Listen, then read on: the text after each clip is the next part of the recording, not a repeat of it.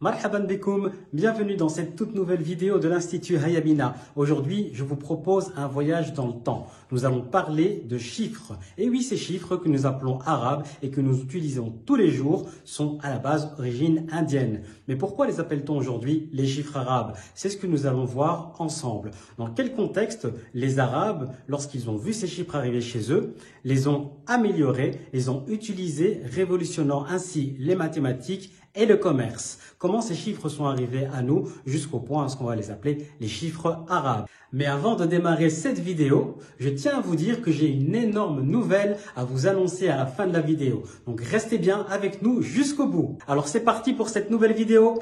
Hayya Bina!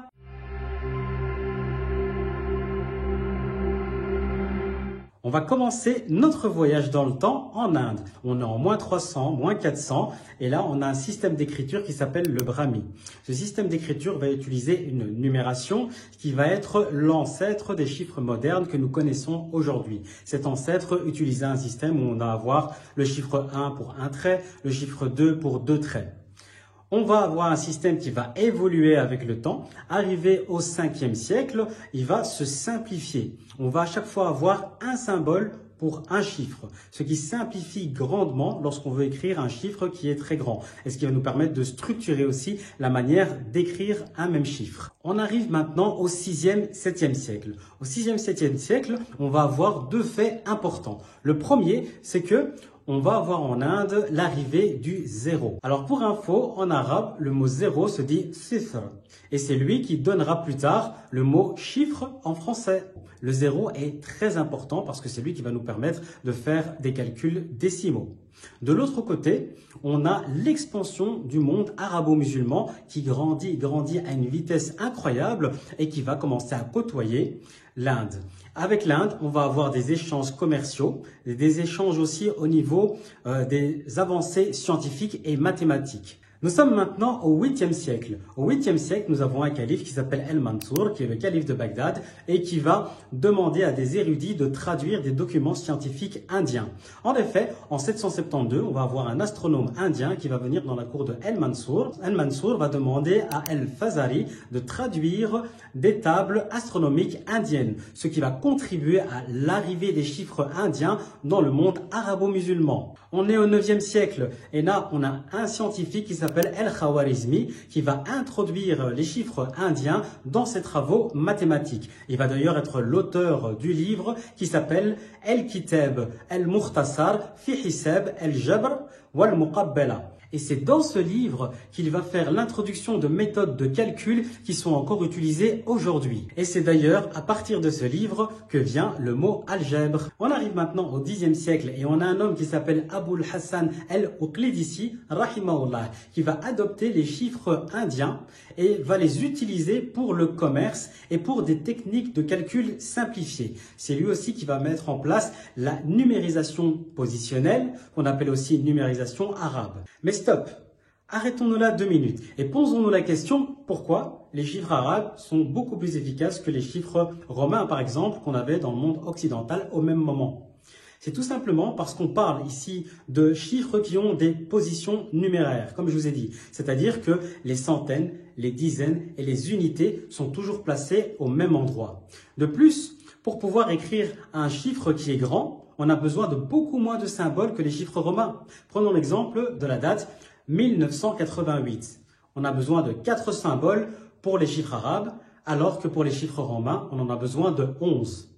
En plus de ça, avec l'introduction du zéro et les avancées mathématiques qu'ont développé les Arabes, on va commencer à faire entrer des calculs décimaux. Donc, vous vous rendez bien compte que faire un calcul avec moins de symboles que ce qu'on a dans les chiffres romains aujourd'hui est beaucoup plus facile et pose moins d'erreurs dans les calculs.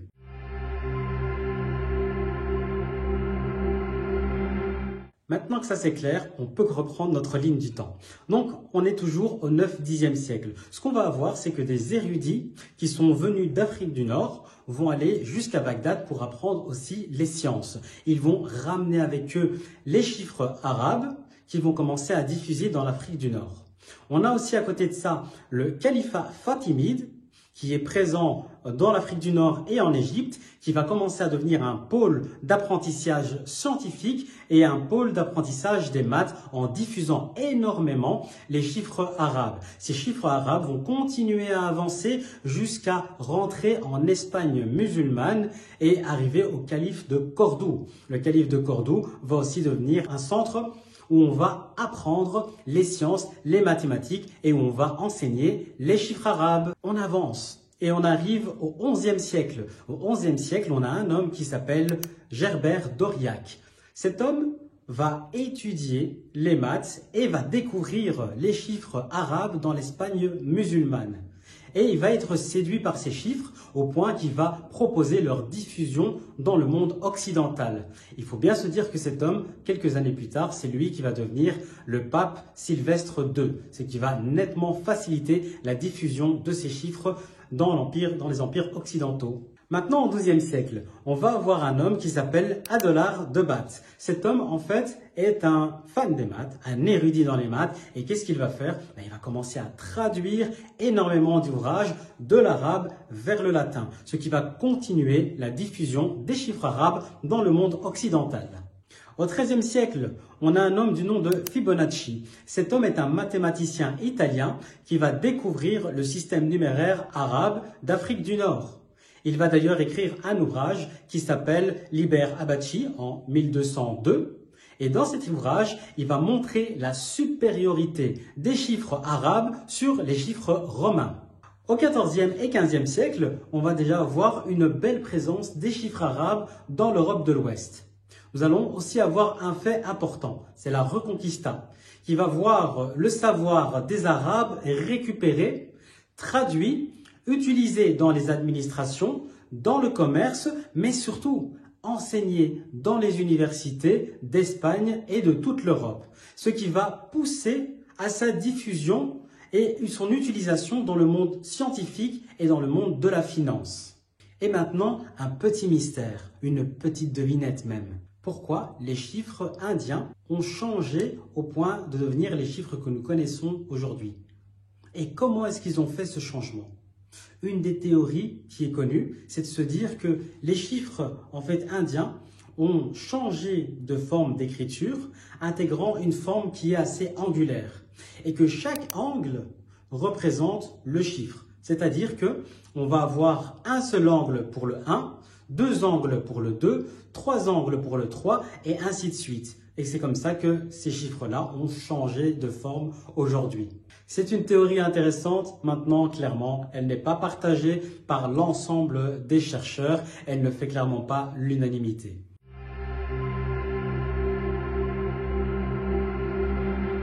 Alors, petite question. Pourquoi certains pays arabes utilisent encore aujourd'hui les chiffres indiens? En fait, on peut effectivement diviser en deux. On a d'une part l'Égypte, le Soudan, le Moyen-Orient qui va utiliser massivement les chiffres indiens. Et de l'autre côté, tous les pays d'Afrique du Nord qui vont utiliser les chiffres arabes tels qu'on l'entend aujourd'hui. Le fait est qu'on n'avait pas un système déjà uniforme dans la manière de les écrire. On n'avait pas un système arabo-musulman pour tout le monde.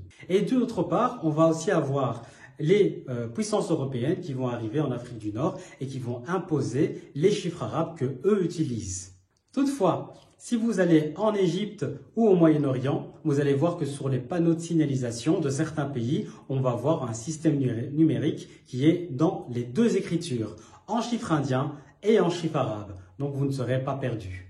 On s'approche tout doucement de la fin de cette vidéo. Et un dernier point pour vous dire que les chiffres ont certes marqué le monde, mais ont tellement marqué le monde arabe que dans leur calendrier, c'est le système qu'ils utilisent pour pouvoir nommer les jours. Effectivement, pour pouvoir dire le dimanche, on va dire El-Ahad. J'ai bien commencé par le dimanche parce que pour rappel, le premier jour de la semaine, c'est le dimanche, le week-end étant le vendredi et le samedi dans les pays arabes. Donc le deuxième jour de la semaine, qui est le lundi, on va dire El-Ithnain. Le troisième jour, le mardi, on va dire Al-Thulatha. Le quatrième jour, on va dire El-Arbi'a. Le cinquième jour, on va dire El-Khamis. Et le sixième et septième jour, qui sont le vendredi et le samedi, non, on ne va pas dire As-Sadis et As-Sabi', soit le sixième et le septième, mais on va plutôt dire El-Jumu'a pour le vendredi et as-sabt pour le samedi. Al-Jumu'ah, sa racine vient de Jama'a, le rassemblement, parce que c'est le jour où les musulmans vont se rassembler pour aller à la mosquée. C'est un jour qui est d'ailleurs même nommé de cette manière-là dans le Coran, dans la sourate qui porte le même nom. On va avoir aussi à côté de ça, as-sabt, sabt qui est une racine qui veut dire cesser, s'arrêter. Et en fait, c'est le jour où on va cesser, arrêter toute activité. C'est un jour qui fait soudainement référence au Shabbat, qui est le dernier jour de la semaine dans la Bible. Apprendre à compter, ce n'est pas seulement réciter des chiffres, c'est aussi se plonger dans une histoire qui commence en Inde et qui est ensuite développée énormément au niveau des sciences et des maths par les Arabes, au point que ces chiffres sont nommés chiffres arabes et que ces chiffres aujourd'hui ont conquis le monde. Ces chiffres arabes, on les retrouve partout. Donc c'est vraiment se plonger dans une histoire complète et fascinante. Et avant de se quitter, j'ai une super nouvelle à vous annoncer. Dans l'Institut Hayabina, nous allons lancer une auto-formation en alphabétisation qui démarrera le 15 février. Dans cette auto-formation, vous allez apprendre les bases de l'alphabet, vous allez apprendre à lire, à écrire, à prononcer correctement toutes les lettres de l'alphabet arabe. Cette auto-formation est disponible 24 heures sur 24. Vous pouvez donc vous former quand vous le voulez. Il n'y a aucune contrainte par rapport à cela. Et en plus de cela, compris dans la formation, vous avez un coaching personnalisé sur la prononciation des lettres de l'alphabet arabe si vous le désirez. En attendant, si vous voulez en savoir plus sur la langue arabe, suivez-nous sur Instagram. Vous allez en même temps pouvoir y découvrir les coulisses de l'école. Alors j'espère que cette vidéo vous a plu. Si c'est le cas, likez-la, commentez-la, partagez-la et on se revoit pour la prochaine vidéo. Ma'as salama.